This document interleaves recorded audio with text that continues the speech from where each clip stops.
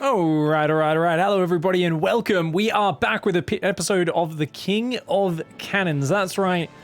The man who never uses a barcode, never uses a Smurf account, cannon rushes every single game. His opponents know it's coming, and he still wins a heck of a lot and often hovers up near that 6,000 MMR mark on the North American ladder. It is, of course, none other than the OG King of Cannons himself, Kazar Gaming's Printf. Well, actually, he's not really a team, Quasar Gaming, is it? It's just he likes Quasars, I think he's a bit of a science nerd. Definitely a spreadsheet nerd, that's for sure. His opponent over here, I don't know too much about Eggs personally. Haven't had the chance to meet him. However, he's a very good Colombian Zerg player representing Chaos Gaming. It is Eggs, and he's gonna go for a 12 pool. So there's a lot of players out there who I regularly belittle, who think the only way to beat Printf, because he's so good at cannon rushing, is to preempt his cannon rush by getting the fastest possible spawning pool. The problem they often have is they still let him get the cannon rush up. And it's always hilarious, because then they have so little economy behind it, they don't have a lot of flexibility. Now, Printf comes over here and is like, yeah, no worries, I'll just surround a cannon there. You've got next to no surface area. What are you going to do about it? Now, oh, more drones are being pulled. As long as he blocks that spot, he should be good. As long as Eggs gets another... Oh, he didn't block it. Oh, he lets the pylon get up. All right, it's up. You got to pull these drones out of here, I think, Eggs, you got to just get those out. Another pylon goes down there in case these two go down. Yeah, that's going to protect that. And that pylon is going to cancel at the last second to get the money back. No, he lets it finish. He says, look, every extra second matters. Only one Zerg can get in there at a time. Eggs very slow to realize this isn't going to work. Oh, he's lost so many units, so much mining time. On the other side of the map, the gas is up. Another one will be on the way shortly. Uh-oh, that probe gets low, but you know what? I don't think Printf really cares as long as he doesn't lose both of them. And most of those Zerglings go down. Wait. Is Eggs just going to commit everything to kill these probes? I think at this point, Printf needs to realize that Eggs is clearly trying to just kill the probe. He will sacrifice everything to kill this probe. Oh no, Printf screwed it. Oh, remember, he's walled himself in completely, guys. Oh no, Printf. Oh, he's lost. Okay, so this is such a silly move from Eggs, but it only works because he knows that Printf walls his base off. Now, if I was Printf, I'd cancel my Cybercore here because Printf doesn't expand, dude.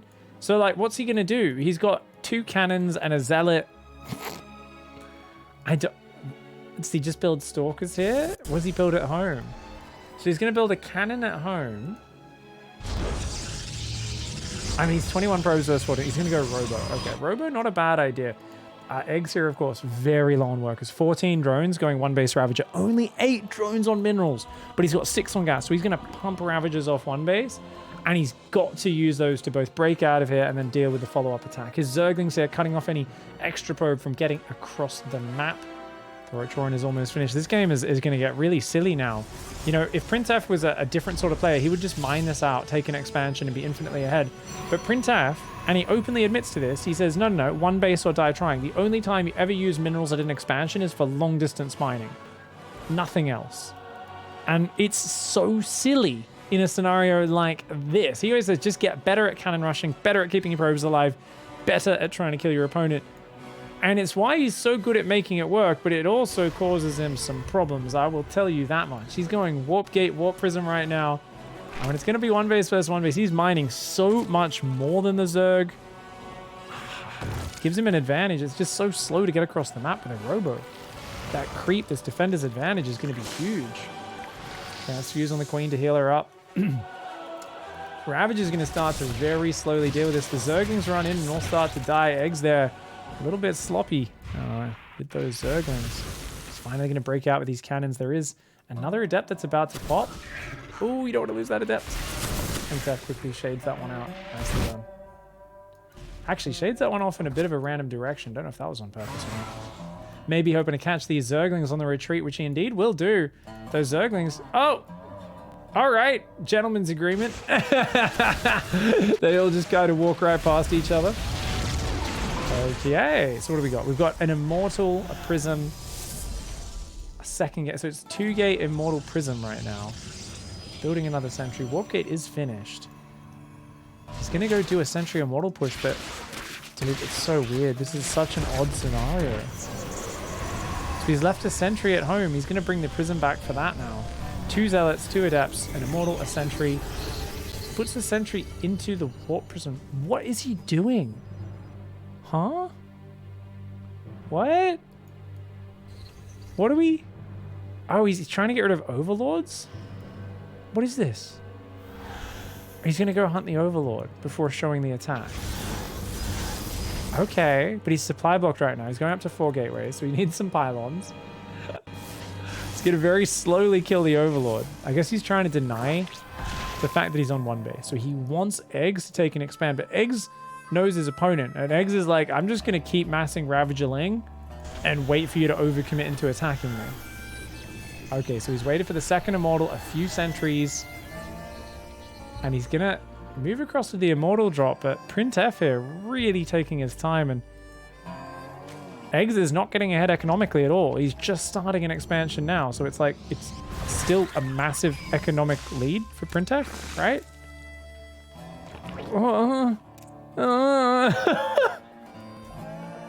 It's such a metagame. Any Zerg would have droned their ass off by now. And he's making sentries into like mass Ravagers. I mean, it's only 5 Ravagers, I guess, but 6th one making. Dude, sentries ain't gonna be too good versus that. I do like the immortal drop in the back though. Okay. Printf gonna warp in some units there, but realizing as those guys come down, can't quite take that fight. Cancels the warp and he's gonna rotate up here. And he's going to try and push on forwards. Interesting. Those 2 adepts, he should not let that shade finish. That's the last second. Does get 1 more overload. Every overload sacred. Oh, the prism! The prism! The prism! Printf! No! He loses a prism with an immortal in it. Oh, no, dude. He had such a better army. Losing an immortal, that's like half of what makes your army good. The prism. An even bigger part of that, the ability to shuffle units to safety. Oh, this is such a silly game at this point. Eggs, the one guy who's happy to sit on Ravagers. Like, there are Zergs who are uncomfortable being in this economy. I'm pretty sure Eggs, this is his happy place. He's like, give me an excuse to micro units off 17 drones. I would love to just make Ravagers and Lings, you know? He's a super aggro Zerg player. He doesn't like being forced to make upgrades and lairs and spires and things. He's like, no, I want to make Ravagers and Zerglings. Printf here is like, well, I mean, I'm comfortable in this scenario, kind of, but my base is going to start mining out now. What are we going to do? Oh, he's going to rotate the whole army. Look at that. So he's both warping in units down here and ferrying them. Oh, bit of miss micro there. So he's loading, unloading. He's ferrying them to the other side. And all right, that's a lot of Stalkers and Sentries, dude. He's got a few Zealots in there. So 2 Zealots, 2 Adepts, which are going to be good anti-Zergling.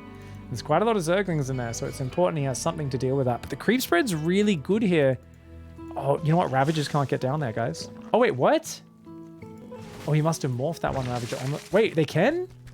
I thought Ravagers couldn't get through a single space gap. Maybe it's because one of them opened up. I don't know. Anyways, here we go. Force fields coming in. A giant wave of force fields.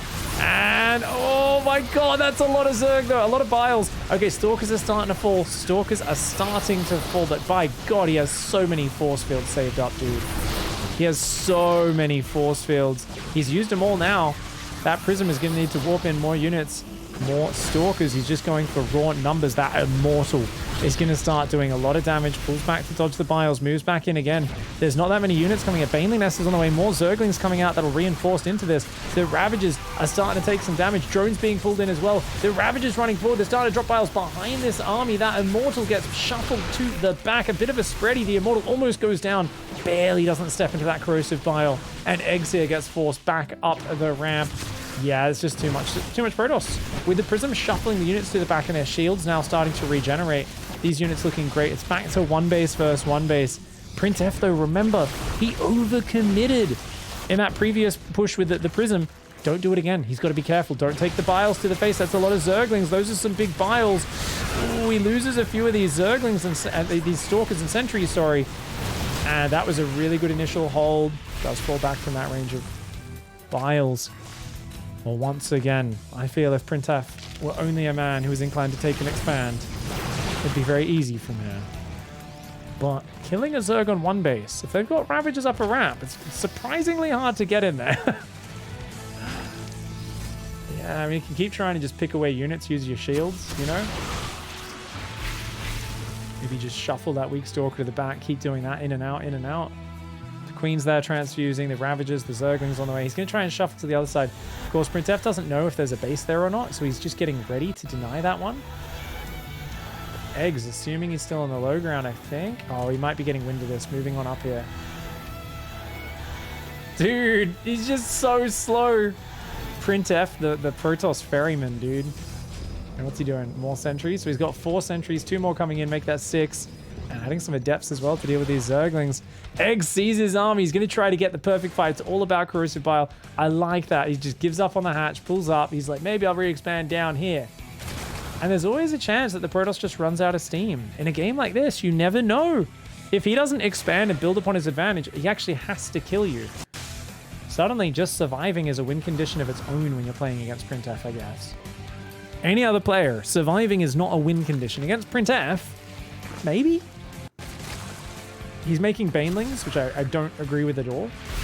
If there's a lot of Zealots or Adepts that get made, Banelings will be good. But otherwise, I think just the higher the Roach Ravager count, the better. Oh, a Robo Bay's on the way. Very nice. Prism's going to go down here and scout if there's a hatchery or not. Printf just continuing to hold that position. Prism does see that hatchery on the south. He's going to try and get Disruptors as a way of picking away at these units from afar, punishing those big Ravager counts. The Disruptor a bit more of a siege unit than the rest of this army. Now, how does Printf decide to move to deny that hatchery? What is that Prism going to do, right? I think a Zealot Warp in would be good. You're very gas light here. You're going to be building Disruptors, which are, of course, very expensive units. Got a Zergling checking, making sure there's no corner bases. Eggs, at this point, that Zergling is gonna see long distance mining probes. Oh wait, no, it missed him. Look at this Zergling path.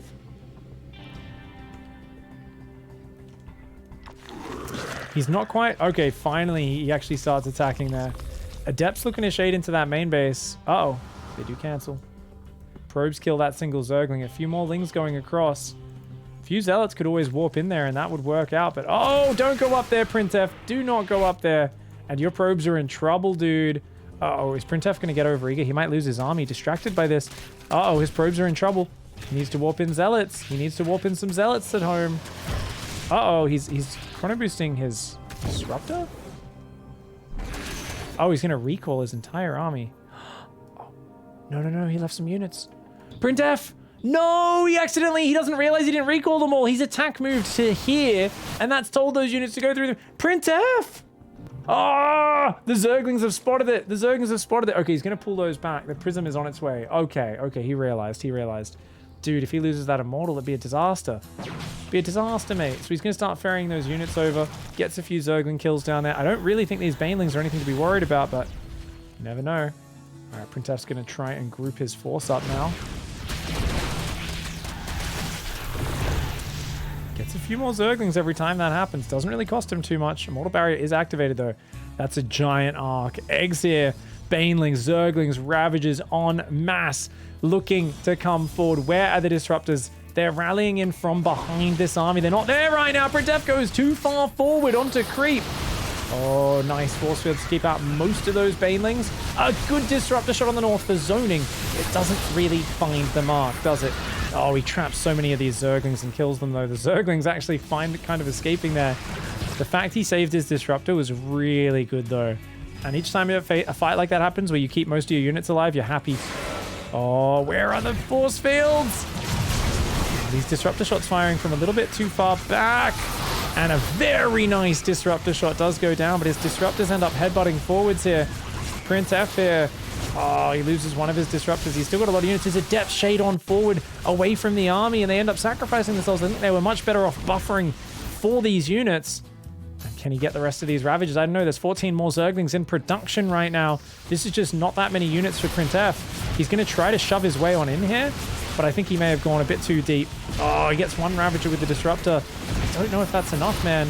There's a hatchery up for Zerg right now. Zerg is losing all their drones right now as we speak, though. The Immortal. He's got to save the Immortal. It goes down. No! With the Immortal gone. Oh, he doesn't have much left, but he's killed most of the drones. Right now, there's only 10 drones left.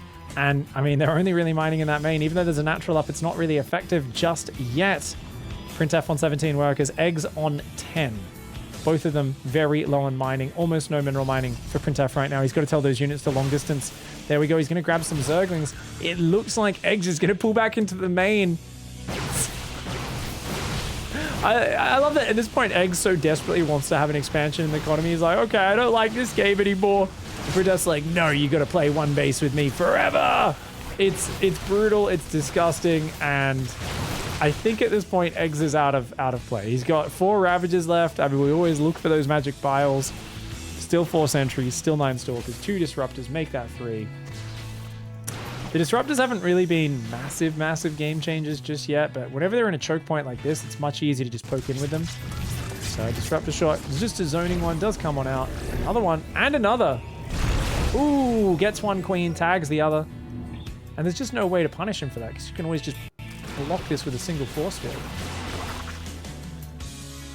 So Printf now, I think he realizes victory is close.